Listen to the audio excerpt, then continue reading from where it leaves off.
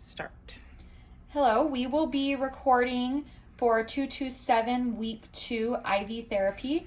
This video will have our general beginning steps and our priming IV tubing. Please remember when looking at your list that the red texts suggest failure of the skill if it's incorrectly performed or omitted. So please do pay attention to the red text as you are practicing and then performing IV therapy. Step 1.1, review the client MAR and any pertinent labs and assessment data. So right here I have my healthcare provider orders.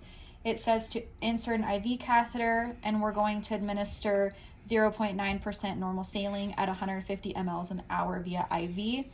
I don't have any pertinent lab or assessment data that would give me an idea not to administer this to the patient.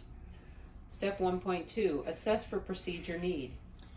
My patient does not have an IV catheter yet, and I do have healthcare provider orders for the IV fluids, so I have procedure need.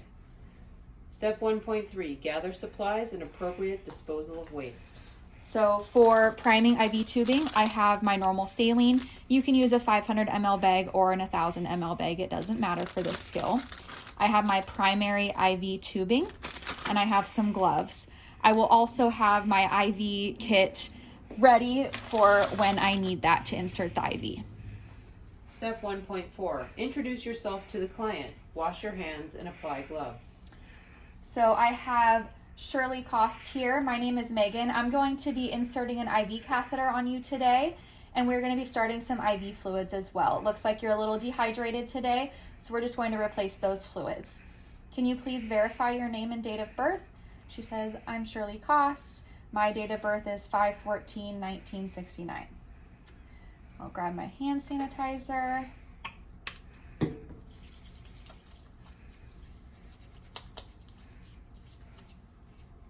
And I will apply my gloves. Make sure you verify, as Megan did, make sure you verify the client with 2 identifiers. Then, step 1.6, provide client education.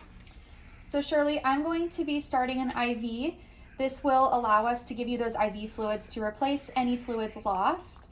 And you may have a little bit of pain at the insertion site, as well as if you do have any pain or you notice any swelling or redness, please press your call light and let us know so that we can take a look and make sure your IV is not displaced. Do you have any other questions? No.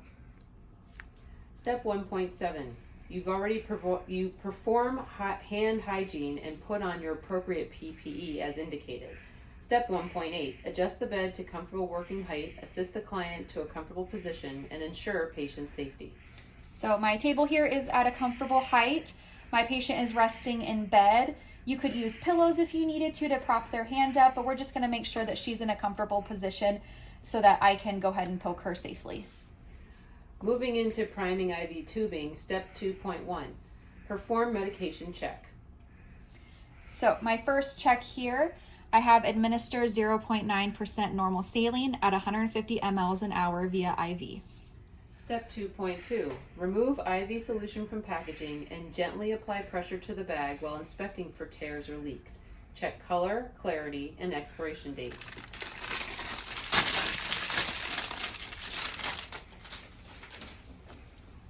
So I don't see any leaking or any holes. I have my right medication here and my expiration date is good. There's no color changes. It looks clear and it looks normal. Step 2.3, remove the primary IV tubing from packaging. Be sure to slide the roller clamp to the closed position.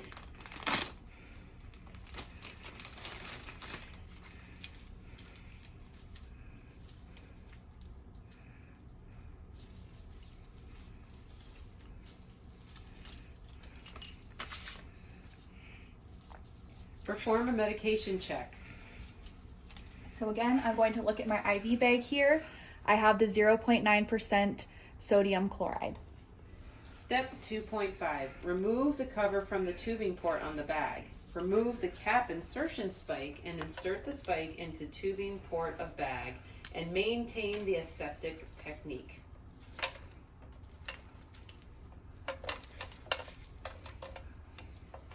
2.6, Hang the bag on the IV pole. Squeeze the drip chamber 2 or 3 times to fill only at least halfway. Step 2.7. For gravity tubing, loosen the cap from the end of tubing and open roller clamp to prime the tubing. Ensure the excess fluid or medication is not wasted. So it's helpful to have a garbage can just in case you do leak any. And I opened the roller clamp here and you can see my fluids going through. It's important to look here on the flimsy part of the tubing to make sure that there's no bubbles. And I am leaking here, so I will go ahead and close my roller clamp.